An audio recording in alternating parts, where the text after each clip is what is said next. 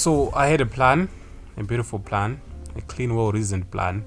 I was going to build a flight computer for my model rocket, custom PCB, sensor fusion, onboard logging, the whole thing. I'd been designing the TVC system. I had my component list. I knew exactly what microcontroller I needed. I was going to be so productive. And then I went to the STM website. There it was, a large banner barring me from downloading their proprietary software. The flight computer is the brain. It reads IMU data, runs a control loop, and fires the servos that steer the rocket mid-flight. A simple project. For the microcontroller, I decided to settle on an STM32, specifically one of the F4 series chips. It was a well-capable, well-documented, used by basically every serious embedded engineer on YouTube. So the problem came in that the EU in 2021 passed regulations that restrict the export of certain semiconductor components to specific countries, and mine was on that list. Now, I want to be very clear. Now, I'm not here to have political debate. I'm just telling you that my rocket was collateral damage in a geopolitical situation, which is a more dramatic origin story than I expected for a project. So I did the only rational thing. I went to Reddit. I posted asking what my options were, and to Reddit's credit, unironically, someone gave me a good answer. They said use the open source toolchain ARM GCC, make OpenOCD. You don't need to buy anything from STM directly. You don't need their IDEs and code generators. You can write bare metal C, compile it with a free compiler, and flash it onto a cheap clone board that you can actually get your hands on. So the plan changed. Instead of using STM's CubeMX to generate the code and click my way to a working flight computer like a reasonable person, I was going to learn how to program this chip from first principles. No how, no CubeMX, no generated code, just me, a text editor, and what I can only describe as an aggressive amount of ARM documentation. And I thought, yeah, this could be quick.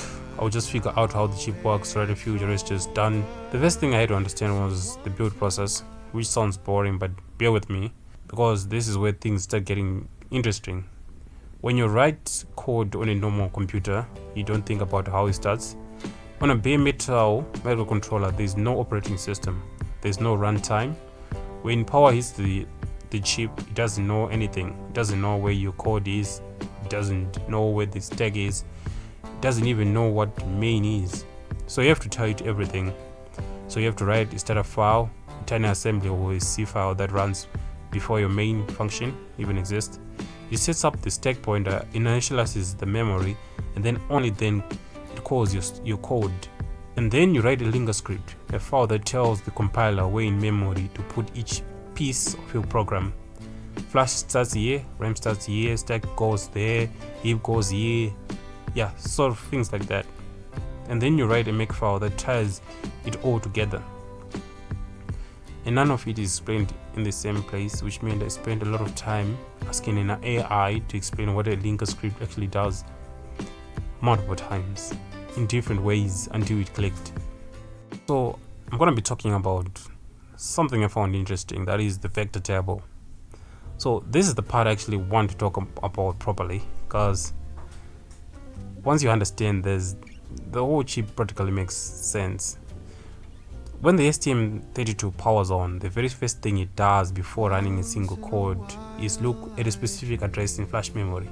That is the first address, the one on the screen. At that address, it expects to find a table.